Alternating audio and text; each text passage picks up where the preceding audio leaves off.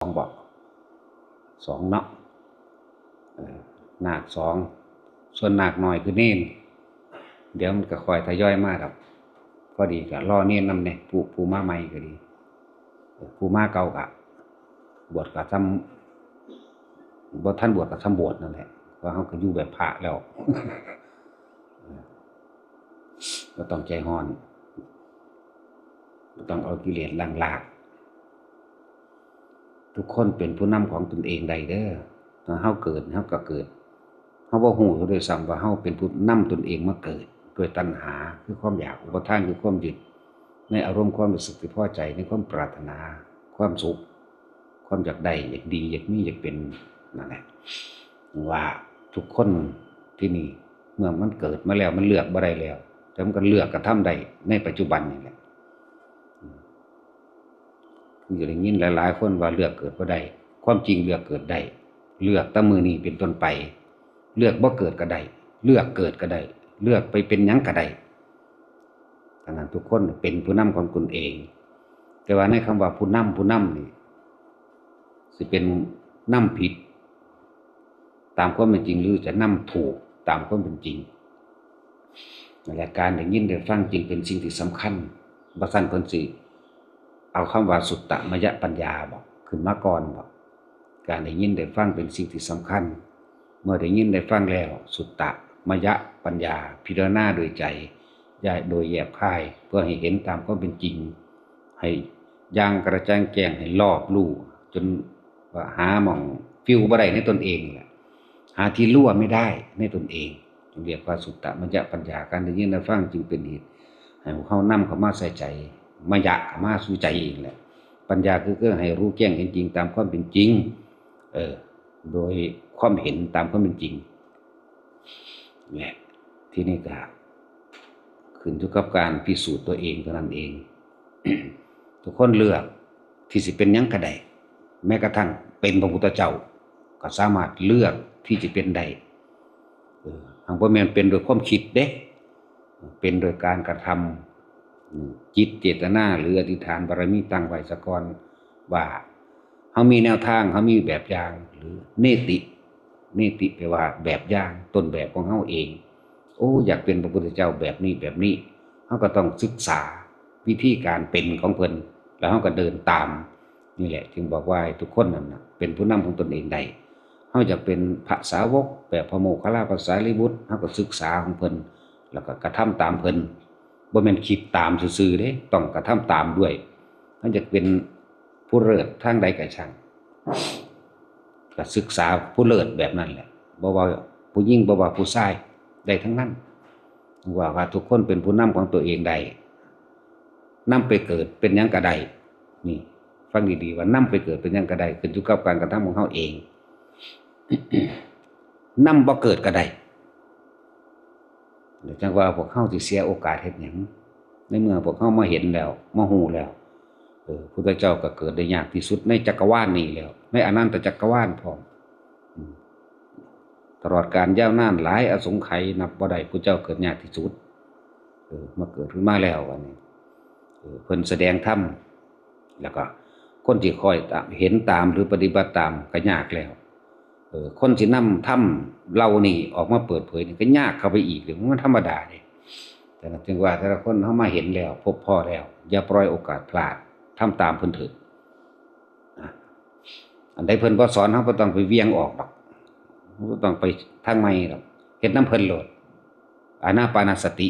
ลมหายใจเข้าออกอยู่กับลมหายใจเข้าออกเป็นเบื้องต้นเป็นฐานที่ตั้งเป็นอักขระเป็นยังไงเป็นอักขระฐานอยู่ฐานที่ตั้งฐานคือลมหายใจเข้าออกเพื่อให้เกิดจิตตั้งมั่นคือสมาธิเมื่อมันเป็นจิตตั้งมั่นเป็นสมาธิแล้วอย่าหนีจากฐานนี่เฮ็ดอยู่แค่นี้แหละต้องมีหยังมากเป็นวิธีที่ง่ายเหมาะสมกับทุกคนเลือกได้เลือกที่กระทำได้และวิธีนี้ก็คือสามารถทำได้ตลอดการทุกเมื่อบ่เลือกเวลานั้นเวลานี้บ่เลือกสถานที่พอที่ภาวนาดีที่สุดคือกายกับใจเฮาเองเนี่ยกายเวทนาจิตธรรมทั้งหลายสิรวมอยู่ในใจเฮานี่แหละกายเวทนาจิตธรรมก็ดีบ่เลือกเวลาดอกแต่กิเลสมันยังบ่เลือกเวลา โมโหมันก็ยังคิดขึ้นแล้วศูนย์หอยก้นปึ้งขึ้นมาโลดโมโหขึ้นมาทันทีโลดเวลามันสิระงับความโมโหระงับความโลภระงับความโกรธมันก็ต้องระงับได้ให้มันทันกันวิธีเพิ่นก็บอกเฮาไว้แล้วลมหายใจ อยู่กับลมหายใจทำให้บ่อยทำให้มากทำให้ชินเหมือนมันชินแล้วมันก็รู้มันก็เห็นเท่าทันความคิดของเจ้าของเองนั่นแหละตั้งแต่กี้เฮาเกิดมาเพราะความไม่รู้เพราะว่าเฮาทำตามความเห็นของตนเองจึงบอกว่าทุกคน ตกอยู่ใต้อิทธิพลของความคิดของเจ้าของเองมันก็คิดผิดทั้งนั้นแหละมันจึงเที่ยวเวียนว่ายตายเกิดอยู่เพราะสามีถ้าคิดถูกมันบ่มาจังซี่หรอกนั่นแหละแห่งว่าให้แต่ละคนมันเลือกกระทำด้วยตัวเองแนวทางเพิ่นก็สั่งสอนไว้แล้วบัญญัติไว้แล้วบอกทางไว้แล้วยังว่าอย่าปล่อยโอกาสเด้อพยายามอยู่กับลมหายใจให้มากเมื่ออยู่กับลมหายใจแล้วอุณาโลมมันเกิดหรือปิติมันเกิดก็จับปิติกับลมหายใจคู่กันต่อมามันก็เคลื่อนเป็นของมันเองดอกมันก็ไหลเข้าสู่อยู่ในฐานที่แต่งแห่งจิตหรือทำความรู้สึกตัวทั่วพร้อมรู้สึกตัวอยู่ในกายเพื่อว่ากายเวทนาจิตเวทนากายเลยร่วมกันเป็นหนึ่งเป็นอุเบกขาได้แล้วก็สิเห็นสิ่งทั้งหลายทั้งปวงเคลื่อนที่บ่จีรังบ่อย่างยืนบ่แน่บ่นอนสุดท้ายก็ต้องแตกต้องดับต้องสลายสัพพะรูปธรรมมารูปหรือรูปธรรมทุกอย่างเกิดแล้วก็แตกดับตายเฮาเห็นมาเบิดแล้วนามธรรมคือจิตเฮานี่แหละมันก็ยังบ่คิดอยู่อันเดียวมันยังบ่แสอยู่อันเดียวมันบ่คิดแสอยู่อันเดียวเบิดมือเบิดเว้นเด้นี่ถ้าเฮาตั้งต้นรูปกับนามแล้วก็เห็นตามความเป็นจริงบ่มีหยังจีรังหยังยืนเป็นของบ่เที่ยงแท้แน่นอนจักอันจักอย่างเกิดขึ้นดับเกิดขึ้นดับคิดถึงผู้นี้ก็บ่ได้คิดถึงอยู่เบิดมื้อเบิดเว้นหรือเบิดปีเบิดชาติเท่าตายเด้คิดถึงผู้นี้เดี๋ยวก็คิดถึงผู้นั้นอ๋อนี่คือความเกิดดับอ๋อนี่คือความบ่จีรังหยังยืนนี่คืออนิจจังคือเพิ่นว่านี่บ่ควรเข้าไปยึดให้มันเป็นอารมณ์แต่เฮาคิดเฮานึกเฮาปรุงเฮาแต่งไปแล้วก็เกิดอารมณ์นั่นแหละพบเป็นแบบนั้นคือความรู้สึกเฮาเองฉะนั้นพยายามอยู่กับการทรงฌานเจริญฌานเป็นเครื่องอยู่ของความคิดบ่ให้มันคิดไปทางใหม่บ่ให้มันคิดไปออกนอกกายถ้าว่าคิดไปทางใหม่เฮาสิบ่เข้าใจบ่ให้มันคิดถึงบุคคลสัตว์สิ่งของเรื่องราวต่างๆดินฟ้าอากาศอดีตสัญญาความรู้สึกเก่าๆเรื่องราวเก่าๆเพื่อให้มันอยู่รู้ทันในปัจจุบันนี่เองปัจจุบันคืออุณาโลมปัจจุบันคือลมหายใจก็ได้ทั้งเบิดนั่นแหละว่าตั้งแต่จะหนีออกจากกายปัจจุบันคือลมหายใจเข้าออกปัจจุบันทั้งทำความรู้สึกตัวนี่คำว่าปัจจุบันคนเฮาคิดนี่คิดถึงอดีตอนาคตบ่ทันได้เกิดเด้อคิดถึงอดีตโดยอยากให้มันเป็นแบบนั้นแบบนี้นั่นคืออนาคตอยากให้มันเป็นอยากได้บ้านหลังนี้เด้คุณมันไปจำไว้แล้วเฮาไปเบิ่งรูปภาพเอาไว้โอ้งามแท้กูอยากได้เด้บัดนี้มานั่งคิดบัดนี้นั่นคิดถึงรูปภาพที่เฮาอยากได้กูอยากได้บ้านแบบนี้เด้ปี2ปีก็สิบ่แล้วอยู่บ่นั่นแหละจึงบอกว่าอดีตกับอนาคตคือสิ่งเดียวกันคือเกิดถ้าอยู่ในปัจจุบันมันบ่เกิดดอก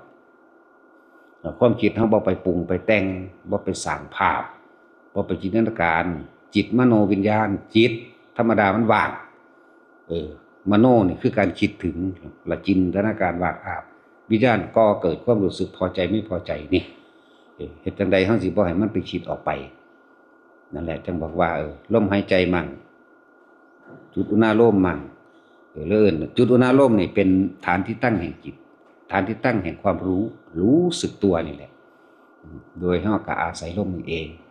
จะปล่อยทำให้บ่อยทำให้มากทำให้ชินเดี๋ยวก็เกิดความรู้ขึ้นมาคือญาณแล้วก็เกิดความรู้ความเห็น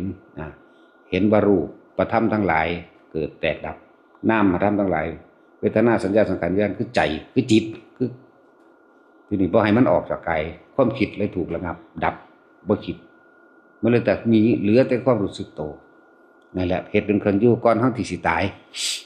บัดสิตายมันก็แล่นเข้าสู่ลมหายใจมันก็นิ่งของมันเองดอกเพราะว่าเฮาเห็นแหละฮู้ละมันฮู้ทอกันแล้วล่ะว่าอนิจจังอนัตตามันฮู้ทอกันเบิดนั่นแหละแต่ว่าความว่าสิผู้ใดสิอยู่กับอุเบกขาได้มากกว่ากันเท่านั้นฮู้ทอกัน เรื่องเกิดเรื่องดับฮู้เท่ากันว่าเกิดมาตายฮู้เท่ากันว่าอิหยังก็บ่เที่ยงบ่จีรังยั่งยืนฮู้เหมือนกันหมดแต่ว่าสิเฮ็ดจังได๋สิบ่คิดนี่เฮ็ดจังได๋สิบ่คิดบ่ปรุงบ่แต่งบ่นึกเรื่องนั้นเป็นแบบนั้นแบบนี้นั่นแหละจึงว่าเฮาใช้ลมหายใจนี่เป็นเครื่องล่อเครื่องลวงเป็นกุศโลบายบ่ให้มันคิดถึงผู้อื่นให้มันคิดแต่ในกายของตนเองจนเกิดความรู้สึกในกายเอาได้นั่นแหละเป็นวิธีที่เพิ่นหามาง่ายคักแล้วล่ะพวกเฮาเหลือแต่เฮาเฮ็ดเอานั่นแหละอย่าลืมว่าพวกเฮาน่ะเป็นผู้นำของตนเองได้เจ้าอยากเป็นหยังเจ้าเฮ็ดเอาเองได้นั่นแหละจังว่าทีนี้เมื่อเฮามาฮู้แล้วเฮาสิไปเป็นอีหยังอื่นอีกเฮ็ดหยังความเกิดเป็นทุกข์คำเดียวกินขาดคุ้มครอบคุ้มไว้แล้วแม้ความเกิดก็เป็นทุกข์เกิดเป็นหยังก็สร้างทุกข์เบิดเห็นมั้ยแล้วเฮาก็นำตัวเองเพื่อให้บ่เกิดทันตัวนั่นแหละวิธีนำก็ลมหายใจเจ้าของน่ะเป็นเบื้องต้นเป็นอักขระฐานเป็นฐานใหญ่เป็นฐานที่ตั้งเลยลมหายใจเอาพอ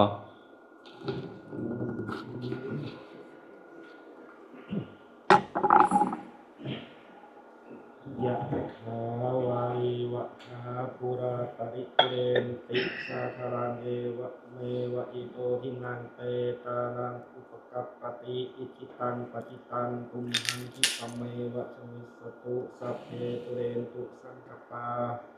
จันโทปนะระโสยะถามณิโชติระโสยะถาสัพพิติโยวิวัชชันตุสัพพะโลกโควินาศตุมาเตภวัตวันตรายโยสุขีทีขายุโกภวะอาภิวาทนาสีริสนิจังมุตตาปัจจายโนยัตถาโรธัมมาวัฏันติอายุวันโนสุขังภาลังวะปุสัพพมังคะลังรักขันตุสัพพะเทวตาสัพพะพุทธานุภาเวนะสัทธาโสธีภวันตุเตภาวะตุสัพพะมังคะลังรักขันตุสัพพะเทวตาสัพพะธัมมานุภาเวนะสัทธาโสธีภวันตุเตภาวะตุสัพพะมังคะลังรักขันตุสัพพะเทวตาสัพพะสังฆานุภาเวนะสัทธาโสธีภวันตุเต